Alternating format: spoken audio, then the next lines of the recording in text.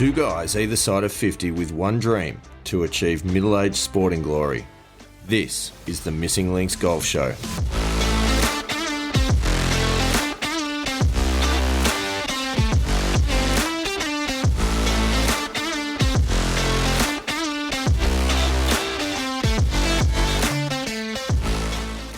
Andy Walker, Pilgrims, episode 51 of the Missing Links Golf Show. How are you doing there, my good friend? Very well, very well. I feel aligned in this episode, given the episode number and my age are the same. I was wondering where you were going with that. Thought aligned. What's the Adidas 3 stripes on your sleeve, or No. Okay, 51. Nice, nice. No. Pilgrims, we've got an interesting one for you today. We do have a special guest on the show, which I'm looking forward to meeting this guy in virtual person. We've met only via email at this point, but another pilgrim that reached out to us with an interesting story. So, this is a bit different, Andy Walker. Yeah, look, and I've obviously read Joel's email, and he is on a similar journey, but obviously with his own sort of characteristics to it, and hasn't been playing the game that long, which we'll find out. And yeah, I'm really looking forward to catching up with him just to see where he's at and a bit more about what he's about. Yeah. So to cut through the suspense, Pilgrims, this was the email that we received a little while ago now, and it says this. It says, "Hi, Steve and Andy. Hope you're both doing well." Well, we are. Thank you, Joel. Thanks for asking. He says, "First things first, I know the show has a keen interest in the variances in regional greetings. So just to be clear, I'm emailing from the UK, but I chose hi simply because it seemed appropriate in this context, as opposed to it being reflective of my nation's wider preferences." Good to know. Yep. Good to know. I'm not sure what the nation's wider preferences might be. Is it a more formal hello, do you think? Maybe. I don't know. He goes on to say, "I came across your podcast a couple of months ago and I've thoroughly enjoyed it." Well, that's good to know. He says, "I couldn't believe how closely the premise aligned with a goal I recently set in my own life. And I've since gone through the whole back catalogue to get the full context of your journey. Your pilgrimage, obviously." Yes. Nice. He says, "I only took up golf last year, but it's fair to say that the bug bit me extremely hard, almost immediately. So hard, in fact, that earlier this year I decided to target an achievement which, as I say, definitely resembles the premise of your show, if it were on steroids, and probably entirely delusional as opposed to just aspirational." Well, this is interesting. He says, "In order to track my progress and hold myself accountable, I set up a blog called Golf Life Crisis." I think that name probably says a fair bit. The episode in which you discussed a query from a pilgrim about whether the Missing Links was a midlife crisis vehicle also rang extremely loud in my ears. I'm only 38, so not totally sure if this qualifies as midlife. I don't think it does. No. But I'm not going to deny that it is a crisis. And then he says, "I've decided to try and qualify for the Legends Tour after I turn 50. So effectively, I've given myself 13 years to go from taking up golf to qualifying for a professional tour. Stranger things have happened. I keep telling myself, at least I think they have. Anyway, just wanted to drop a note to say keep up the good work and that you've got a comrade in arms over here in the UK who's on a similar pilgrimage, just a decade or so behind you guys. Keep rocking out, gents." Joel. Yeah. I don't think he needs to labour the point about being a decade behind, but, Well, it wasn't just a decade. It was a decade or so. Yeah. Thanks, Joel. I mean, look, it is accurate. Yeah, I know. It's a fair point. He's only 38. Yeah. He's a spring chicken. Young bloke. Yeah. So, look, let's get Joel on the show and hear all about it. It's enough of us talking about him. Let's get the man himself on and hear about his pilgrimage. What do you think, Andy Walker? Looking forward to chatting to him. All right, let's do it. Joel Gregory, welcome to the Missing Links Golf Show. It's amazing to have you. Good morning slash evening, gentlemen. It's a pleasure to be here. Excellent. Yes. Morning your time, late afternoon, early evening our time. Andy Walker. It's a Friday that we're doing this recording, which is somewhat unusual. So, yeah, looking forward to a Friday evening beverage at some point as well, I think. Yeah, I can see that happening this evening at some point. I mean, yeah, Fridays is an unusual day for us. We're normally earlier in the week, and either first thing in the morning or later in the evening. But yeah, it's a refreshing It's change, okay. I think, to It's have okay. a late afternoon chat. After 50 episodes, and Joel, for your information, this is episode 51. Okay. So I feel like we've embarked upon a new part of the show. But that's a story for another day. I think since we've got you online for the Pilgrims, obviously we've given them a little bit of a flavour of how we got in contact during the intro. But maybe for the benefit of all of the Pilgrims, who are you? What do you do? Why have we got you on the show? What's your story? Sure. Well, I mean, only you can answer the latter question, I suppose. But who am I? So I am Joel. I don't know if am I middle-aged yet? I'm 38, so I'm a sort of No, no, very approaching. young, No, okay. very young, very Okay, young. fine. I'm Yeah, a yeah, very yeah, yeah, young, young bloke. Yeah, okay, a young bloke yeah. who took up golf only about, well, less than a year and a half ago. So I'm a new golfer, and as you probably described in the intro, and hopefully as people will see if they can go to the site that I've set up, I've embarked on a probably slightly mad, definitely very ambitious goal with my golf. So not content to just enjoy it as a pastime, as a sort of social enterprise, all of those things. I've decided to take it to a whole other level, and I've set myself this big aspirational goal, which I'll get into. But really, my background is kind of, I live in the UK, and I have a job, I have a family, I have all those things that I know you guys talk about a lot, and that everyone Mm, has to sort of balance with their golfing responsibilities. But the golf bug kind of bit me very, very, very hard, very quickly, sort of out of nowhere, really. So as I say, I haven't, I'm not a long time golfer. I played sport all my life, but I'd kind of given up and played sort of amateur football for a bit and sort of put that on the shelf. And then out of the blue, last March, for my birthday, my loving partner gifted me, I say gifted, maybe cursed me with a couple of golf lessons. awesome. There's no real context. It was like, I think she just wanted to get me out of the house a bit or just didn't know what to get me for my birthday. And so I bought you a couple of golf lessons, and we did live 60 seconds from a golf course, which I'd never even been to, just drove past it all the time. And so I went and had a couple of lessons.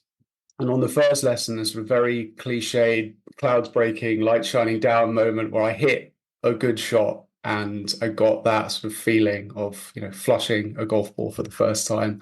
Um, and I realized then that this was something that I think I liked. And I remember coming home and saying to my partner, "You don't know what you've done," straight after that. So it was fairly immediate. And it just sort of grew from there very, very quickly. So I had some more lessons. I didn't really go out on the course for a while. But I kept taking lessons at this club near where we were. And then I went out for my first ever round last July. And so I've gone from there to where we are now. And sort of to cut to the why we're talking perhaps is I've set myself a goal of, jeez, even saying it out loud to You've people got to say makes it me out loud. You've got to say it cringe out loud. inside. I Yeah. have set myself the goal of attempting at least to qualify for what is called the Legends Tour, which over here in the UK is the senior European Tour. So I suppose the Champions Tour is like the PGA Tour equivalent. This isn't quite that standard; it's still very, very high standard of golf, and that's for golfers over 50. So I've got 12 years, a bit less now actually, sort of 11 and a half years to get from never playing golf to that standard of golf, or at least trying.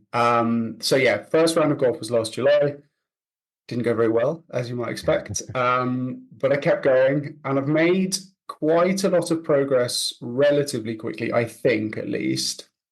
But I'm aware that there's a hell of a lot that needs to be done. But I thought this is the kind of thing that probably needs to be laid bare for the entire world to potentially see, because I guess that's what we do nowadays with our, with our YouTube channels and our podcasts and things like that. And I thought, if nothing else, I could be a cautionary tale, or at least some sort of human guinea pig to see if such a thing is possible. And if it's not, I'll give it a good crack. So that's quite a long elevator pitch, but assuming a long enough elevator ride, that is the sort of background. And I suppose that's why we're talking today. It's a fantastic summary. So many things jump out to me on that. The first of them is for Andy Walker. Joel talked about he got out there on day one and absolutely flushed a shot. Have you ever had that experience, Andy Walker? I mean, I don't know about on day one, because I mean, day one for me was a very, very, very long time ago, and I do remember, and I remember the mate who actually took me out was actually down at Mollymook, where I played my junior golf. There's two golf courses down there. There's the 18-hole championship golf course, but there was also a 9-hole sort of, not a sort of pitch and putt kind of course, but it's sort of like that, and it was down on the 9-hole course. So I do remember I missed the first shot, and I hit the second one, but I don't really remember too much more than that. So I don't remember flushing one, but I could have. I'd like to think I did. See, I do remember. I would have been, I reckon, about 11. And it was over at a mate's place who lived next to a golf course, and his next door neighbour was a golfer. And so he had a couple of sets of clubs. And of course, I'm left-handed, right? So it's difficult to grab clubs. But it just so happened that his wife was left-handed and had a nice set of ladies' clubs, perfect for an 11-year-old. So we got out there on the course. We played 9 holes. I don't know if we really played 9 holes, but we went around the 9-hole course. But I remember hitting a 5-iron from the fairway, flushed it to the front of the green, probably 90 metres away at that point, who's to know? And that was it. It's that feeling. So I know exactly what you're talking about there, Joel. So that is good. Another one that popped up for me was during our email exchange in setting this up. There were a couple of little Star Wars references that floated in there, and that's relevant because in your summary, you talk about, you want to try to make it onto the seniors tour. Well, I'm just going to channel Yoda. Do or do not, there is no try. Sure. Well, okay. I mean, I suppose my caveating is I don't want us to come across as anything approaching kind of arrogance. I don't want people to think here's this sort of mad. Oh, that ship's sailed, mate. Like No, because honestly, like I'm not for a minute thinking like this is easy. I'm not trying to disparage the level of golf. Like I know it's going to be hard, and we'll come to what I've learned so far. One of the things I've learned is golf is really hard. But I figured that if I set a lofty goal, at least if I fall short of it, I'll have traveled a long way towards it. If I just want to be a good golfer, it's not that interesting. It doesn't really make for compelling, blog content either. So yeah, sure. I think I am definitely going to pursue this as far as I can. I've got quite a, I don't know if obsessive is the right word, but quite, if I get into something, I really want to chase it as hard as I can. And so, that's the goal here. I should clarify when I say I flushed one on my first lesson, it was just one. And it was a bit of a shambles. It was I showed up with the wrong clothes, the wrong trainers, didn't have any clubs. The pro grabbed a, sort of loan out of the display kit in the shop and just went, here, hit this. And I hit, I don't know how many, and they were mostly terrible. But the one good one was the one that I took home with me and remembered. And sort of that's the one that set me on this journey. I think, in terms of the Yoda and the Star Wars reference, I think part of the journey and the pursuit is trying to learn from other people, right? I mean, you guys have obviously been golfing a lot longer than I have and much better golfers than I am, and are pursuing a goal and a pursuit with the podcast, which is not so wildly dissimilar, right? So I'm trying to get as much advice as I can, obviously swing advice and coaching and things like that, but talking to people, learning from people, listening, watching, absorbing anything I can to understand, how possible is this, but also learning not just the golfing skills that I'm going to need, but also the psychological skills, other people's experiences. Like I basically have to speed run this process. Like 12 years seems like a long time, but it's not really when we're talking about the level that I want to try to get to. And so I know that I need to make rapid progress, or as rapid as possible. And that is one thing that golf is quite painful with, is like the amount of work you put in isn't necessarily commensurate with how much better you get, which I struggle with a lot, particularly having played other sports where typically practice more, get better. That is true with golf, but it's also not to some extent. I think you can force it. But yeah, at the moment, I'm trying to, like I say, sort of gather as much information as I can. If I can take other people's learnings and experiences, maybe I don't have to make quite as many mistakes for myself. I'm already making plenty. So the fewer, the better, I think. Yeah, look, I think the couple of things there. I think setting a big, hairy, audacious goal is not arrogant. Slightly delusional, maybe, and but not arrogant. There's nothing arrogant about it. But also backing yourself as well. I mean, being able to go, yeah, this is going to be tough. This is going to be really, really hard. But then backing yourself to be able to try and achieve that big, hairy, audacious goal. I think, those two things are very, very different to arrogance. And yeah, golf is a hard game. It's going to take a lot of work. But you've got to put yourself out there and you've got to back yourself.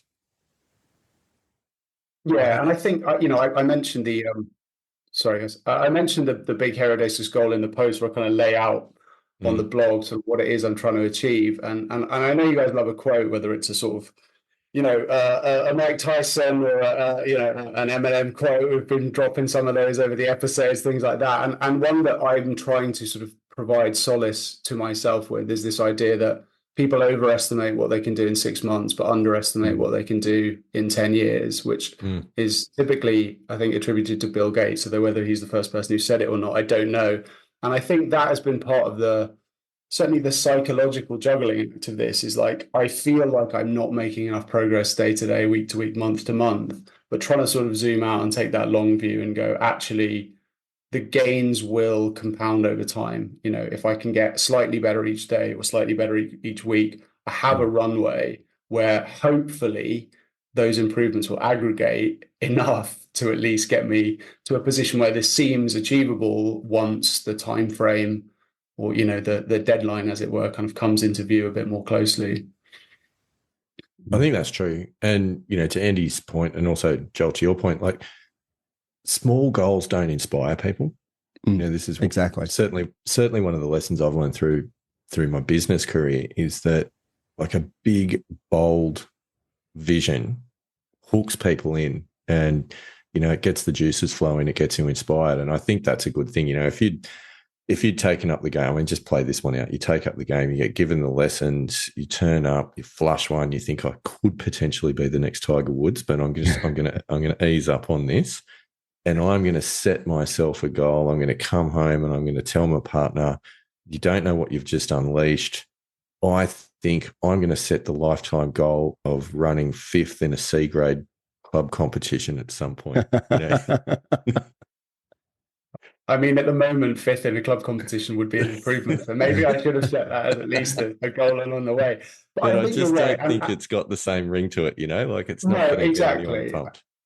And I think, to be clear, like, it's not a novelty goal. I haven't just set the goal just for the blog because it's a good hook. It is a legitimate goal, but yeah, you're right. I mean, it's more inspiring. It's a better story, but it's also more inspiring to me. And as I say, like, if I work towards this and fall short, I'll have still become a hell of a lot better golfer than if I'd said I want to be a single figure handicapper or even a scratch handicapper. And those are like noble, very difficult goals, but I know that I will get further along this path if I go, the destination's way up here. You got to chase it as hard as you can, and we'll see where we land when I'm approaching 50. Yeah, and look, we can tell you from experience that approaching 50 is a great place to be, and it's probably where you'll play your best golf. So even the other side of 50, it's a great place to be. So there's certainly a lot to look forward to, and it is also amazing what happens with a little bit of focus and a little bit of just consistent effort. And the other thing though that we often talk about is that unfortunately and frustratingly, improvement in golf is not a linear process. You kind of alluded to that a little bit about the level of effort that you put in doesn't necessarily come back at you with the results, and that's a fact. It should over time, you would think, if you're doing the right things. But it definitely doesn't happen that, like I'm a 20 handicapper today, I'll practice, I'll be 19, 18, 17, 16 and go down all the way. It fluctuates. You go up and down, you have good days and bad days. So, with that in mind, how has the progress been so far? Because we're, a year or so in. What have you found so far? Yeah, exactly that. I mean, it couldn't really be less linear. It's slightly hysterical in terms of like the good and the bad coming so close together. Sometimes it's ridiculous. So yeah, I mean, again, the part of the whole enterprise is I said I was going to lay things bare for people on the blog and with you guys and stuff like that. So my first round, I shot 114, which, I don't think is great, but it's not the worst score anyone's ever put on down for their first ever round of golf. True. But the progress was pretty quick. I broke 100, I think, round 3, and then I broke 90 a couple of months later. But then it was like a violent swing back into 3 figures. I've had some very low rounds. Well, I've had some very low rounds for someone who's been golfing a year. I've shot a couple of 80s, which was good. I haven't broken the 80 mark yet. But a bunch of low 80s in the last month or so. But as I say, I can step out one day and shoot an 80 or an 81 and step out the next day and shoot the high 90s or, maybe even 100 still these days. So it's pretty hysterical. I think the amount of effort I'm putting in doesn't seem to correlate with whether I shoot a good round or a bad round. I think I've tried to look at this, and look at other avenues of people trying to get really good at things and mastery. And as you say, golf isn't linear, and I don't think many things are really. I think there's a sort of sawtooth effect where you make a load of progress, but it kinks down again. But the level it goes down to is higher than your previous low or your previous plateau. Again, this is something I'm definitely telling myself to try and give myself comfort in those darker days. I do think I've made a good amount of progress. I've played quite a lot of golf. I'm putting in a lot of time. The weather has suddenly turned here in the UK. I just got a message before we came on saying the course is closed, which is exactly what you want to hear before October's even rolled around. So how much course time I'll get in the next few months, I don't know. But yeah, there's been a good amount of rounds, a good amount of practice. I'm having lessons. I think possibly, and this is one of the challenges I'm facing or I'm finding, I'm maybe trying to do too much too quickly, and I may be taking in too much information at this point. I've learned a lot about the golf swing, about golf psychology, about impact laws and all of these things. And I think part of the problem at the moment when I'm playing badly is I'm trying to hold 12 swing thoughts, 4,000 ideas about the physics of the ball flight, trying to tell myself what I need to do psychologically. And it's all just an absolute jumble. And I think those are the days when I can't get it around as I would like to.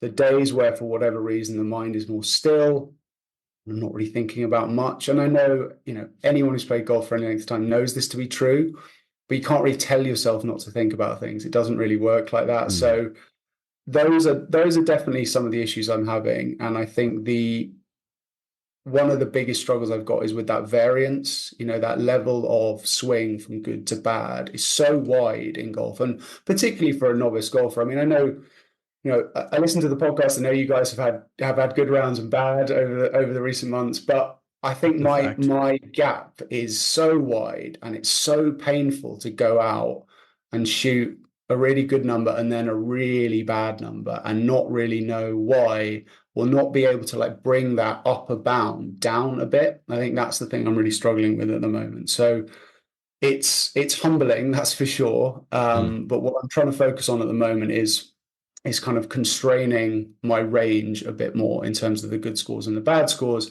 but also, as I say, a little bit just trying to clear the mind out a bit. And that is like it's so much easier said than done, but I know I have to do it because I am just swimming in information and thoughts at the moment, whether it's whether it's technical, whether it's mental, whatever it is, there's a lot going on every time I step over a golf ball at the moment.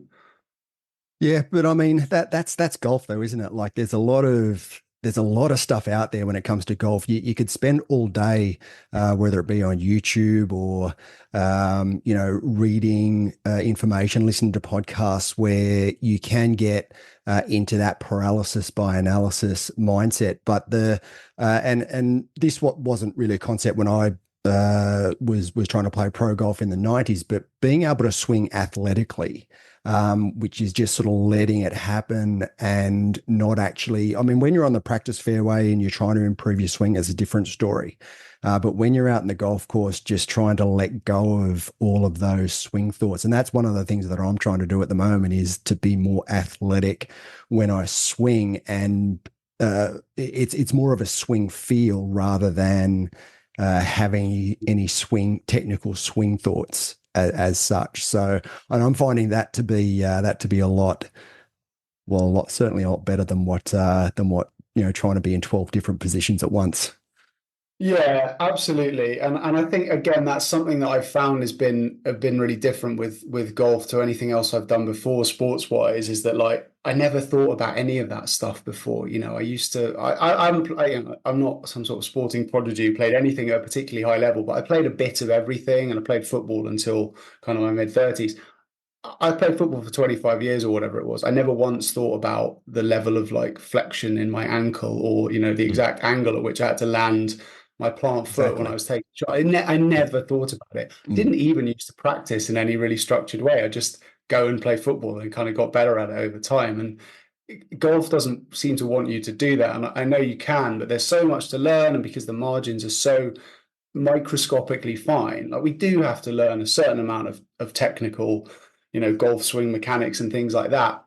But trying to then push those out of your head when you step on a tee box is so difficult. And so I am finding that difference in like how one goes about progress, or the amount of things that have to be thought about, because you're standing statically over a golf ball. You're not reacting to other players on a football pitch, or a ball that's been bowled at your pads, and it's just like you can stand there for effectively as long as you want, or until your playing partners get pissed off with you to get like you hit the shot. So it's one of those things where it's so different to what I've done before, and getting comfortable with that. And as you say, being able to feel like an athlete in those moments, or just trust that the practice is going to show up, or just trust that kind of your body knows what you're trying to do. You don't need to overthink it, is something I'm really struggling with at the moment. And I've not played good golf recently. I had a very good August and then a very bad September. And I know that part of it is that I'm not as able to pack those thoughts away. I'm not as able to trust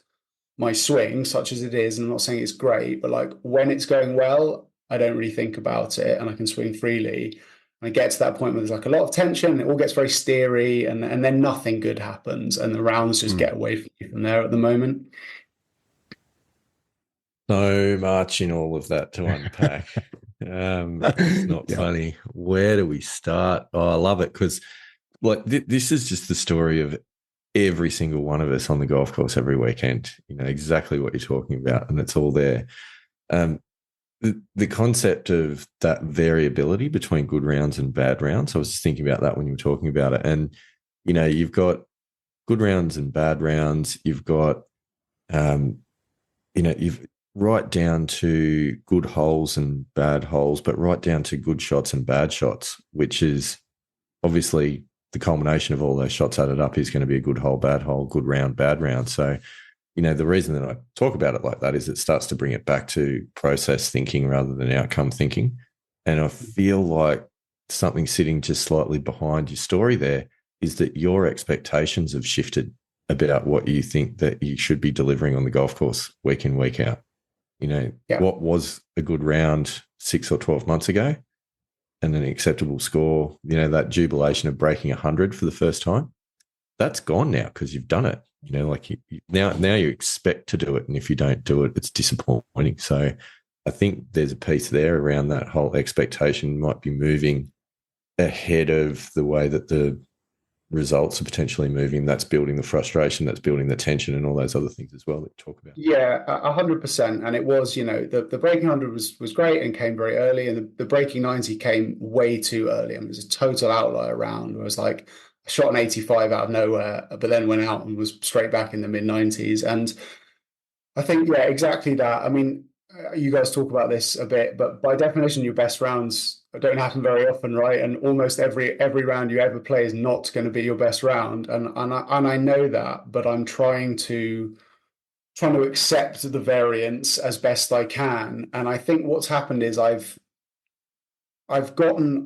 like I've gotten better, but the scores don't necessarily reflect that day to day. Some days they do, and a lot of days they don't.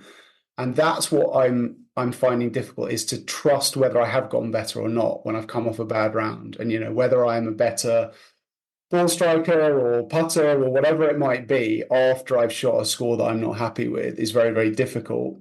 And it can kind of send you back into that dark place of questioning what you're doing. Is the practice plan right? Is the progression there?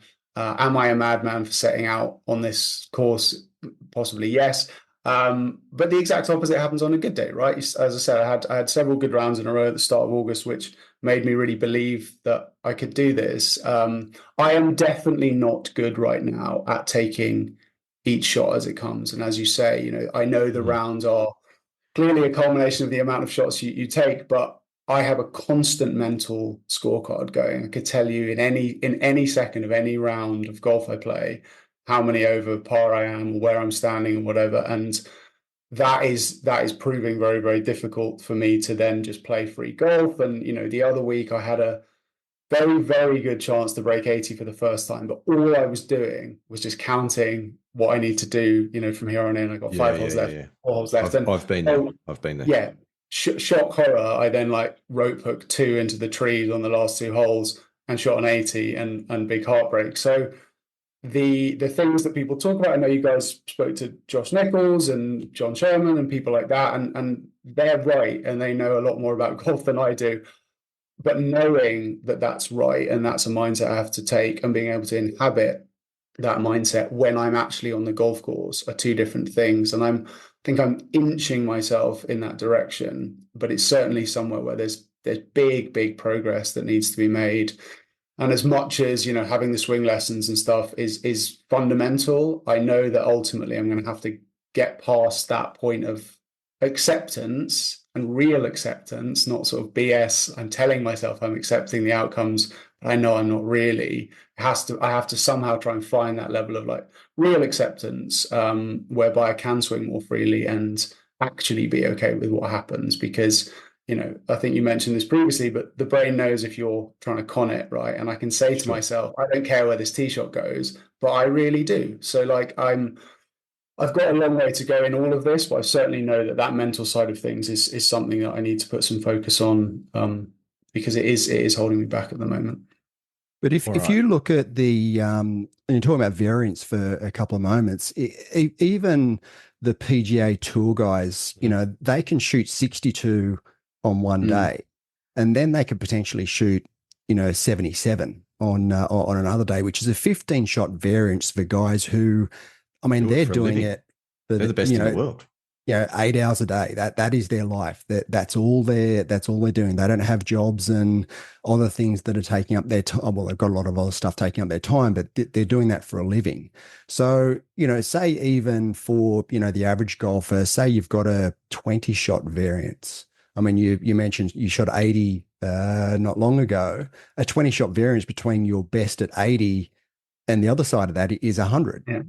Yeah. So if the PGA Tour guys have got a 15-shot variance, I think it's something that you just need to accept within yourself, that you're going to have that variance as well. And the other thing as well is that this, it's a step in the journey. Each round is just a small step in the journey. I mean, Steve's had the experience of breaking 80 for the first time. I mean, you probably listened and, to my sort of subpar round that I had back in April, but preceding that was a number of rounds where I was subpar, and then I bogeyed a few holes coming in to shoot over par. So it's a step in the journey, and to keep putting yourself out there and to keep improving, which you're doing, which is a great thing, means you'll eventually get there. Yeah, that is certainly the hope. I think, yeah, the variance thing is hard to accept. I think what has really helped with all of this, and it's something that I know that John Sherman's talks about a lot, and Foundations of Golf has really helped me with it, is the statistical proof of things that we as golfers get completely out of whack in terms of what we expect of ourselves. And it really has helped me to learn what the make percentage is on tour from 8 foot or whatever, or how many fairways are missed, or how many greens are missed from 150 yards. That actually does help, because it really has helped me take my frustration levels down a bit with myself when I miss a green from 150 yards and I'm living with myself. And then you go, but actually, even scratch golfers would miss this amount of the time. Someone of your level, should be glad if you can get it near the green. That kind of thing does really help. So I have been finding that a source of solace.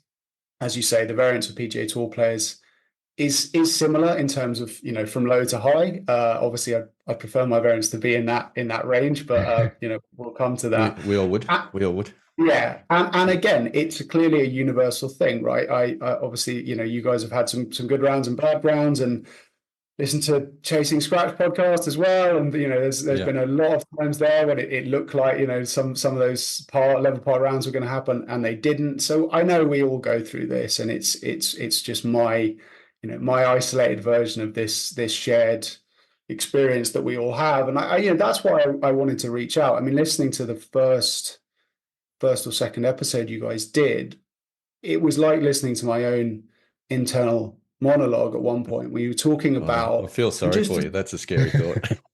But just to circle back to like the why do this, part of it really was what you guys talked about, which was just not wanting to sort of go meekly into, I know I'm not allowed to call myself middle-aged, but not wanting to sort of go into that, just accepting. I'm not saying for a minute my life isn't fine and is mediocre or whatever, but just not wanting to kind of just go, everything's fine, I'll just let it lie now. Wanting to actually strive for something and feel like I had a pursuit outside of family and outside of career that I could really get my teeth stuck into. And I think it really did hit home. You guys, put it in your own words, but that felt very, very close to something that I'd been thinking about and talking about, with my partner. And now apparently I just tell anyone who wants to know what I'm up to. So I think, it's clearly something that a lot of us feel and a lot of us want to pursue. I may have taken it to some sort of ridiculous extreme, but it's a shared sentiment, right? And it's why you guys do it, and it's why some of those other podcasts out there or golfers out there pursue similar goals, whether it's scratch or whatever it might be. There's something about this game and something about not every golfer, because I know golfers who can just go out, knock it around, go home, not think about it again, do the same the next week. I don't know how they do that, but I hear that people can do it. But there's obviously a thread in both the sport and the people who get really into it, which attracts this kind of pursuit, I suppose. Yeah, you're spot on. With all of those things, you're spot on. And I think from my point of view, what you're talking about of not wanting to go, walk quietly into the dark of middle age has been a real driver for us. There's that proverbial over the hill concept that we always want to feel like we're still on the right side of that peak and we're still climbing. And I guess for us, part of this is doing that as well, is thinking that I don't want to acknowledge that I'm at a point in my life where the best is behind me. Like I still want to feel like there's potential improvement and there's better days to come. And I feel like that's something that speaks to every bloke of our vintage, and I put our vintage with about a 25-year caveat on it. But I do want to come back to, you were talking about the point where you're on the course, good round, bad round, regardless, but you always know your score and you've got that ticking over in the back of your head. Golf's a really numerical game, and I've had this too, right? Like Andy and I have talked before about the first time when I threatened to break 80, which was on a weekend away that we had at Nelson Bay. And I think I went double something to finish with an 82 and heartbreak. But And I shot 79 on that day, just it quietly. just rubbed it right in the clubhouse afterwards. But the point with it was you can't just go, I'm not going to think about anything and I'm going to kind of try and keep a clear mind, because your brain won't let you do it. The best lesson I reckon that I learned was during this, during the show, was actually the episode, I think it was episode 12, where we had Neil Smith. It was our first kind of mental guru on the show. And he gave me this challenge of keeping a mental scorecard. So when I went out in the next round, every single shot you're writing down, and you could do it either yes or no, which he suggested do it either yes or no, or rate yourself out of 5 or rate yourself out of 10, whatever works for you. I liked it as yes or no, because it was just kind of, it was good or bad. And that was about having the process going for every single shot. Am I going to make a decision about the shot I want to hit? So I'm not just going to go up there and hit and hope. I'm going to make a decision about what I want to do. And then am I going to commit to the execution of that shot? And then am I going to accept the result? So it's just 3 elements. And I've got to do that for the shot to mark myself a yes. And if I miss one of those 3 elements or more, then it's a no. And what that did is that gave me a scorecard in my head to keep track of as I was going around the course. And in that round, I actually didn't care about, or I didn't really think about what my score was. I won't say I didn't care about it, because I definitely did. But I wasn't focused on what my score was. I was focused on what my mental scorecard score was. That was really interesting, and it gave the brain something else to do rather than worrying about the numerical number of shots that I'd had. So I wonder if something like that could help. Yeah, I think so. If I did that right now, I worry that my mental scorecard would be even uglier than my actual scorecard. But that's kind of the point. That's a starting point, right? right? Yeah. Absolutely. And I think I do realize sometimes I step up and I hit a shot and I haven't really thought about it at all. I haven't really thought about what I was trying to do. I haven't gone through my pre-shot routine. And lo and behold, it's been a terrible shot. What a surprise. The bit of that I'd struggle with is the third part, which is like, am I accepting the result of the shot I've hit? But absolutely, I think both as a focus point to remind myself to do that, but also to get my head out of the space of just counting strokes or whatever. I think I do need to do something like that. I think I had two interesting counterpoints quite close together around that. One was being in that position and just being scared. All I was doing was trying not to mess up. And then a couple of weeks later, something similar happened, and I ended up shooting the exact same score. But actually, I took it as a challenge. I was a couple of shots worse off than I had been before, but I thought I'm going to just try and get as low as possible rather than not try and go above a certain limiter. And I found that made my approach not that I was like firing at pins or taking more aggressive shots on, but I was just swinging with much more confidence and much more intent. And rather than getting tense and rather than getting scared, I was trying to sort of tackle it from a positive perspective rather than a fear perspective. And that was quite eye-opening. It's not necessarily something I've been able to replicate a huge amount, but I think when I've been able to embrace that as a challenge rather than, I'm trying to stay away from the bad thing, i.e. not breaking 80 or whatever it might be, but trying to challenge myself to just go as low as possible or whatever it might be. It's just more enjoyable for a start because you don't spend the last 6 holes terrified of the blow up. But it's definitely produced better results. I do think, a lot of people mentioned that similar mental scorecard approach. I do think it's something that I need to do as a reminder to myself of the importance of those things. And also, to focus on something else and know that the score on the scorecard ultimately isn't the only thing to care about day by day. It's not the only measure of improvement, right? Like to your mental scorecard. If your mental scorecard's getting better, if your actual scorecard isn't, you can still come back away from around and go, I improved.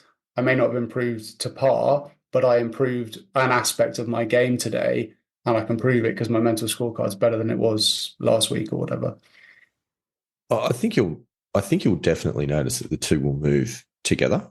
I mean, it's not a silver bullet by any stretch, but one of the issues, and particularly when you're talking about having those bad days when the scores say blow out into the 90s potentially, is it's usually a case that there's either a few blow up holes, which we'll suffer with from time to time, or there's silly wasted shots, or it might be a combination of the two. And they usually stem from poor decision making, after playing a bad shot, then compounding that with a bad decision. So, like you don't follow up a bad shot with a bad decision is a bit of a cliche that you talked about, but it's so incredibly true. And it's difficult to do when your mind is spinning from the bad shot to slow yourself down and make that good decision. But it's just absolutely critical. I think having that process and having that thinking process, the concept we talk about a bit is the think box, play box by Lynn Marriott and P. Nielsen. Like really divorcing that. I'm thinking about my shot here, and I won't let myself get over the ball until I've committed to a shot.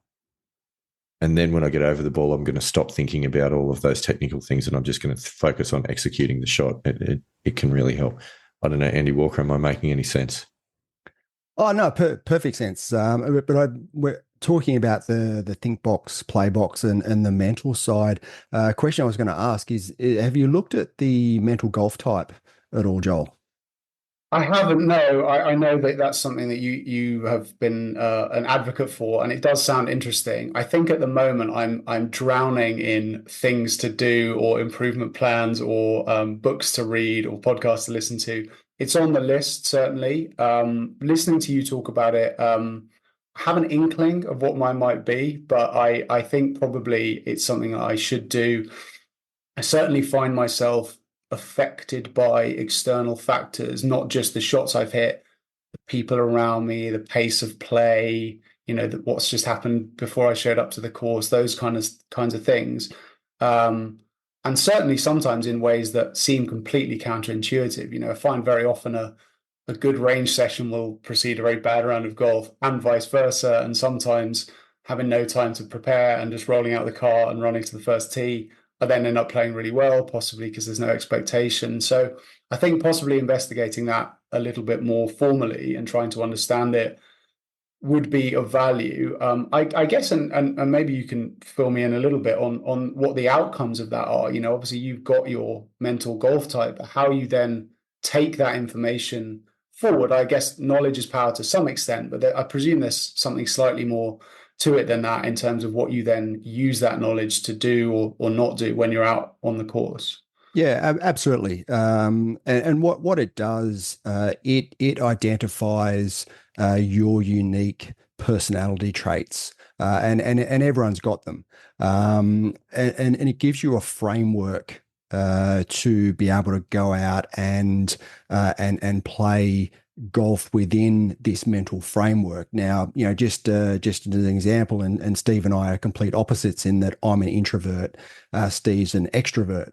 So me being an introvert, it helps me to internalize what I'm doing on the golf course, and I don't talk a lot to my playing partners. I do have a chat when in between shots and all the rest. But if I'm going through a tough period, it helps me to be able to just get inside my little box and just maybe go away from my playing partners a little bit, just to think through what I'm doing and to process internally, what's just happened. Whereas Steve, being an extrovert, he needs to be more social, and it helps him to talk about it and to be vocal about it, even if it's just talking to himself.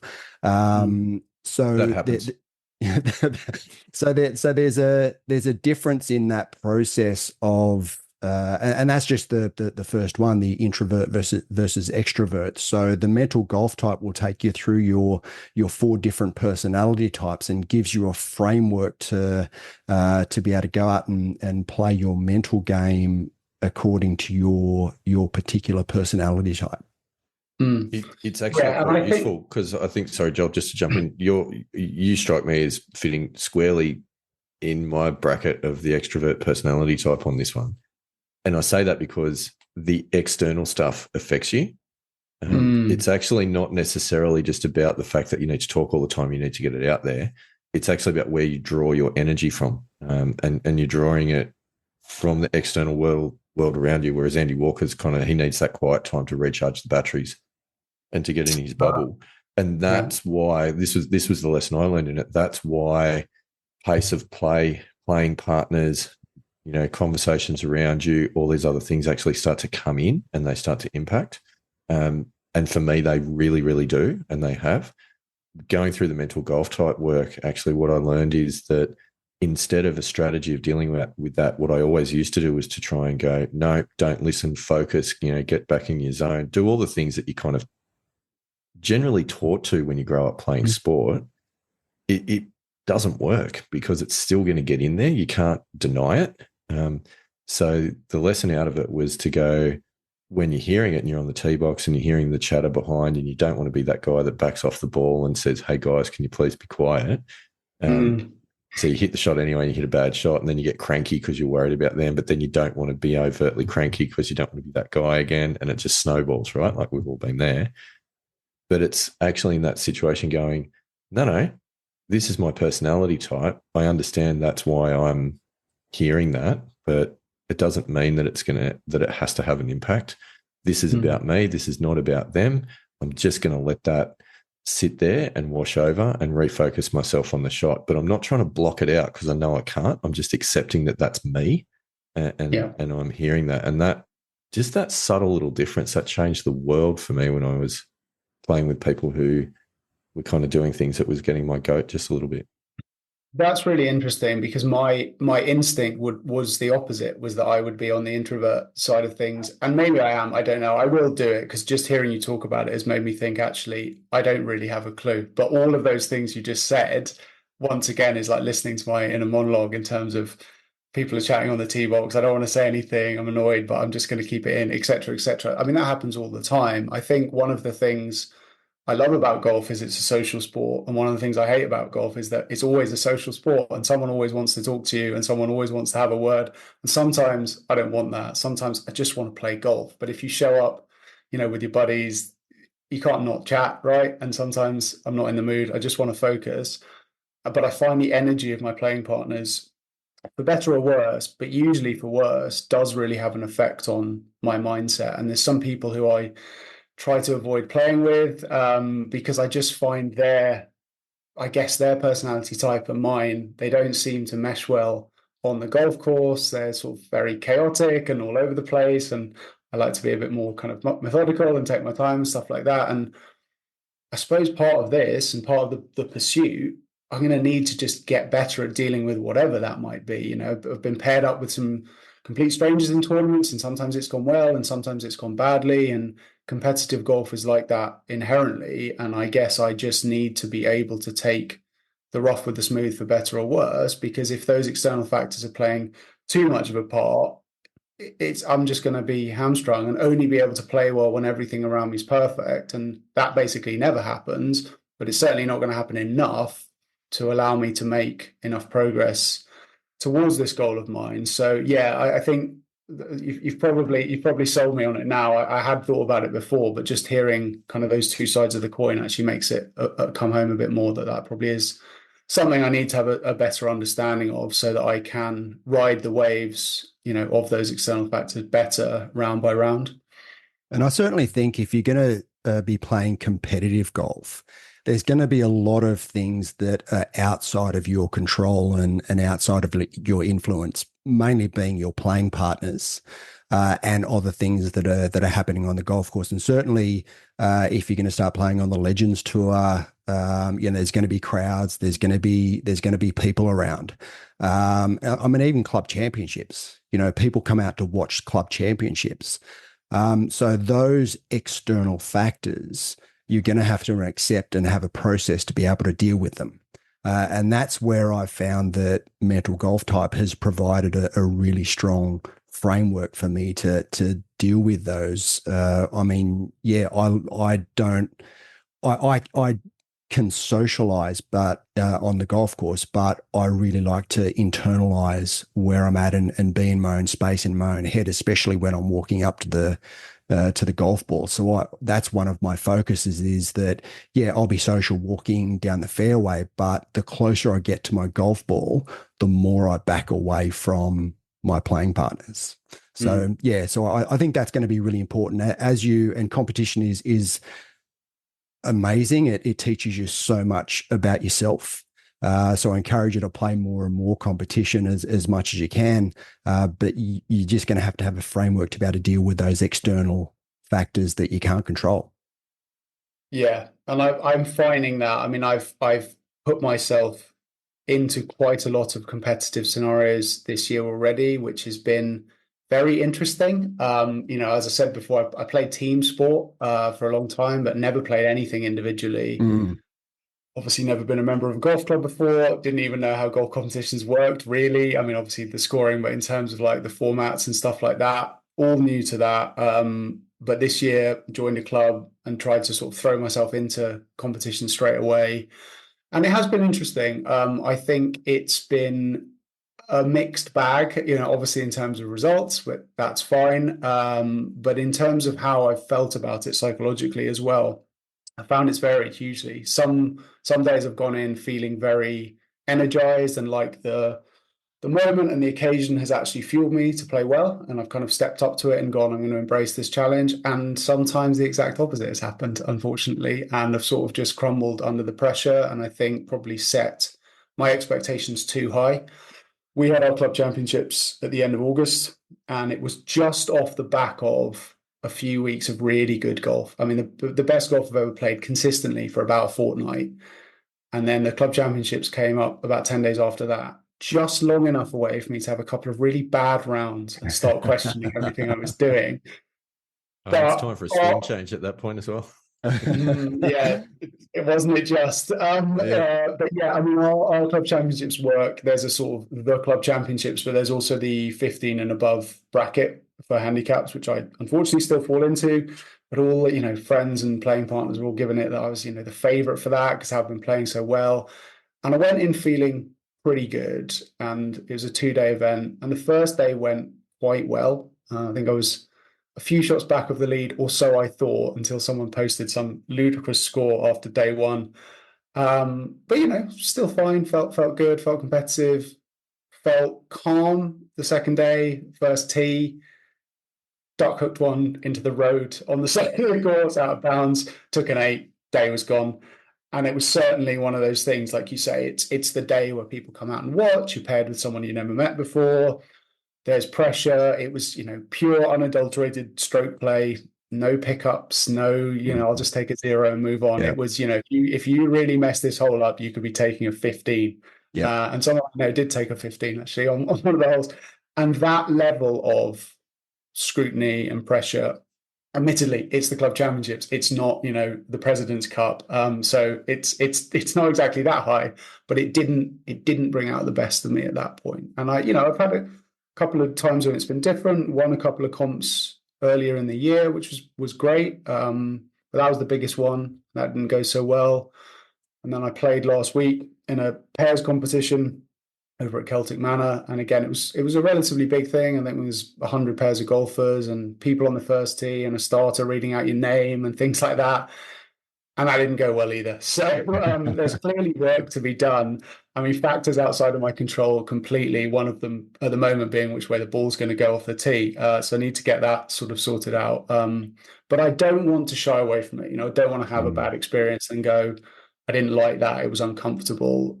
So much of this is uncomfortable. And actually part of the reason to document the journey was to lean into the discomfort. It's all going to be uncomfortable. It's all hard. It made me uncomfortable writing the blog. Certainly putting on the blog what the goal was, that made me uncomfortable. Sending it in an email to you guys who have listened to the podcast, we never met, telling strangers made me uncomfortable. Now this is going to go out to whatever it is, 39 countries you guys are in. It makes me uncomfortable. Hundreds of thousands of people. Hundreds of thousands. Yeah.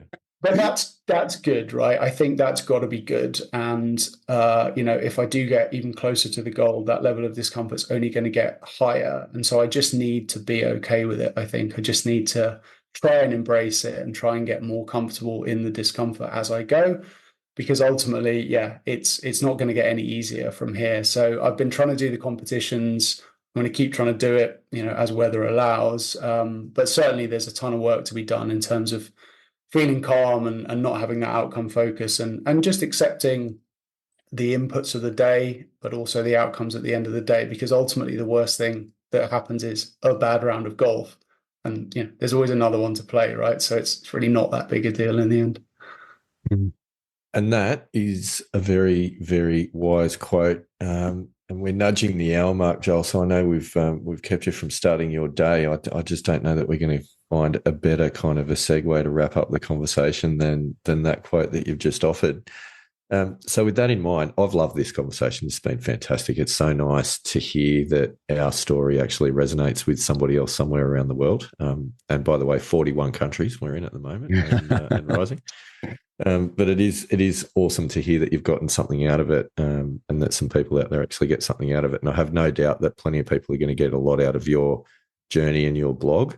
So now's the chance to point people in the direction of your blog so that they can follow your journey. I'm sure that there'll be a few people that'll be keen on hearing how things progress for you. So where can they find you, mate? Yeah, that would be great. So it's golflifecrisis.com is the blog, which seemed like the appropriate name for what I'm going through at the moment. On Instagram at Golf Life Crisis, and the YouTube channel is coming soon because heaven knows I need more people watching what I'm doing and being able to, that is exciting. Have a visual medium for all of this madness that I've embarked on. So yeah, Golf Life Crisis, have a look. Please reach out if anyone wants to chat. Instagram. Would appreciate any comments, even if you just want to tell me that I'm a complete madman and delusional. That's fine. So yeah, would love it if people visited the blog and had a read. Look, I think that and it's a credit to you for putting yourself out there and leaning into the journey / pilgrimage. Look, both Steve and I have got really big, hairy, audacious goals, and one of mine is to play in an Australian Open. I'd love to be able to play in the biggest event in this country, and does that make me a little bit delusional? Yeah, maybe. But that's why we play golf, because we're all delusional. Great things never happen by being realistic. Yes, Andy Walker. So a bit of delusion, never hurt anyone. Delusion never hurt anyone. Yeah. Yeah, I love it. And as I said, this isn't a novelty goal, but hopefully there's some entertainment for people on the way. I'm trying to present it as self-effacingly as I can on the blog, and chronicle the journey openly and transparently, but maybe give people a laugh along the way. So yeah, please visit, please engage, and I'm happy to chat to anyone further about it. No, it's amazing. I love it. I've been an avid reader since you sent me the link, and I will continue to follow your journey. And I know plenty of other people will. And I hope that I really hope that we get to have this conversation at some point in the future when we say, congratulations, you've qualified for the tour, and Andy Walker's just won an Australian Open.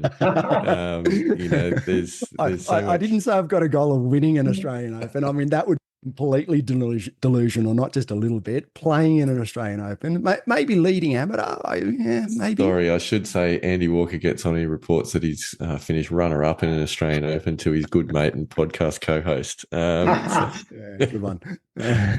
So anyway, we've all got a lot to do, but Joel Gregory, mate, awesome to have a chat with you. I don't think this is the last that we're going to hear from you on the show. We're all going to follow your progress, and we wish you the very best. So thank you so much for joining us on the Missing Links Golf Show. Thanks, guys. Andy Walker, what a chat that was.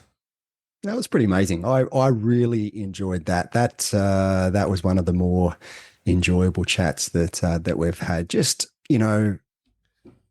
a guy who is just on a similar pilgrimage, which I think a lot of guys are. There's we've mentioned a few times that we seem to hit a note with a lot of people out there, a lot of golfers, and it's great to hear from someone who just is on that same path. Yeah, it's pretty cool. I just love the fact that we've been having conversations about golf and life for 25 years now.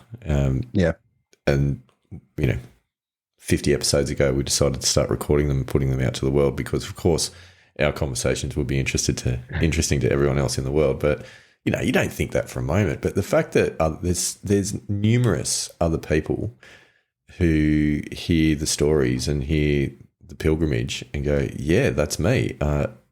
And if we can help anyone along the way, or even just make them realise that there's other people out there that are as crazy as them and are trying to do the same things as them, it's just so cool. Like that really is an amazing thing. I'm a big fan of it. I really enjoyed it. Yeah. And the whole, not going quietly into middle age. I mean, that seems to have sort of hit a note with Joel as well. And, that's us. I mean, we don't want to let go of our dreams. We don't want to let go of. Why should you have to? Yeah. And that's it. That's part of life, isn't it? It's while, yes, family is important and work and careers, business is important. There's also other stuff, those big, hairy, audacious goals that we have that in no way should anyone have to let go of those goals. No. And we won't. I flatly refuse. I won't go down without a fight. We're in it for you, It's interesting, and I was thinking about this with, especially at the end with Joel, is that he's actually got a tougher road than what we do because we've got each other to keep ourselves accountable. That is true. That is true. Whereas he's by himself and he's got to keep himself accountable, which is more difficult than if you've got an accountability partner. So that is a fact. Yeah, so we'll definitely have to keep in touch with Joel and make sure that we hold him accountable as well. I think so. I think I want to follow his story. I want to see where he goes, and I want to see where the improvement goes, and the ups and downs. As we talked about, improvement's not linear. He's going to have good days. He's going to have bad days, and he'll see the handicap go down. He'll see the handicap go back up. It's just like everybody else. But hopefully that velocity, that trend line, continues in the right direction. But really super nice guy. We genuinely wish him the very best in his personal pilgrimage, and love the fact that he's on board with the broader Missing Links Golf Show pilgrimage. If we can help in any way, we're there. We're all over it. Yeah. And we'd love to see him out here to play some of our fantastic golf courses here in Australia, and the reverse as well. Would love to go for sure. The UK. I mean, we've obviously now got Joel in the Midlands, and then we've got Pilgrims a little bit further north in Ireland to go and visit. So we're definitely going to have to put that on the map, on the road, the pilgrimage road map. We've got to go to the Midlands. We've got to go to Northern Ireland, or the northern corner of Ireland. We've got to go to Georgia. We've got to get up to Ontario. Frequent flyer points, Andy Walker. They're going to be coming thick and fast. But nice work. It was a lot of fun. And Pilgrims, please help a fellow pilgrim out. Get on his blog, have a read. I think you'll enjoy it. It's nicely written, fair bit of humour in there. Well worth checking out. And all the links will be in the show notes. So, Joel, thanks for sharing your story. We'll keep in touch. And I think, Andy Walker, that probably means there's really only one thing left to do. Rock out, Pilgrims.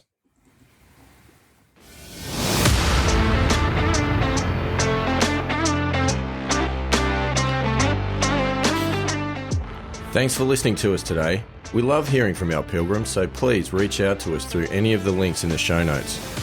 We know golf is hard, so we hope we can help you shoot better scores and inspire you to keep trying. Rock on, Pilgrims.